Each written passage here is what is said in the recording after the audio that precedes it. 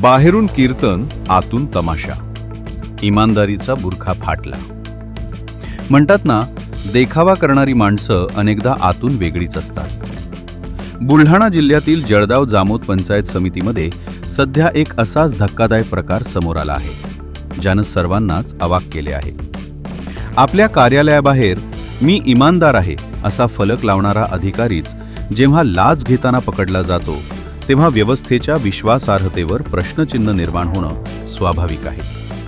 जळगाव जामोद पंचायत समितीमध्ये गेल्या अनेक वर्षापासून विस्तार अधिकारी म्हणून कार्यरत असलेले आणि प्रभारी गट विकास अधिकारी पदाचा कारभार पाहणारे संदीप उत्तम मोरे यांचा हा किस्सा आहे.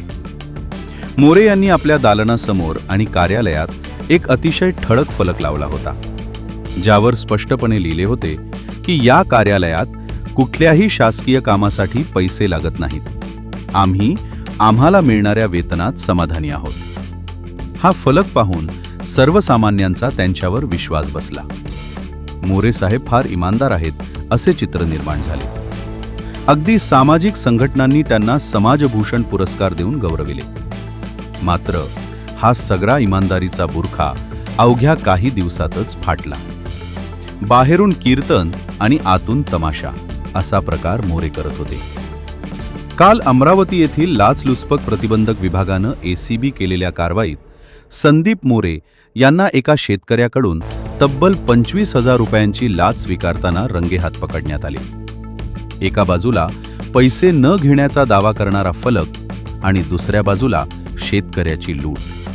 या विरोधाभासानं जळगाव जामोद परिसरात खळबळ उडाली आहे. सध्या जळगाव जामोद पोलीस ठाण्यात मोरे यांच्या विरुद्ध गुन्हा दाखल करण्यात आला असून पोलीस या प्रकरणाचा अधिक तपास करत आहेत. पुरस्कार देऊन ज्या अधिकाऱ्याचा सत्कार करण्यात आला, तोच अधिकारी लाचखोर निघाल्यानं सामाजिक क्षेत्रातही संताप व्यक्त केला जात आहे. खरा इमानदार तो असतो जो फलक लावत नाही, तर कृतीतून इमानदारी सिद्ध करतो. हेच या घटनेतून पुन्हा एकदा अधोरेखित झाले आहे.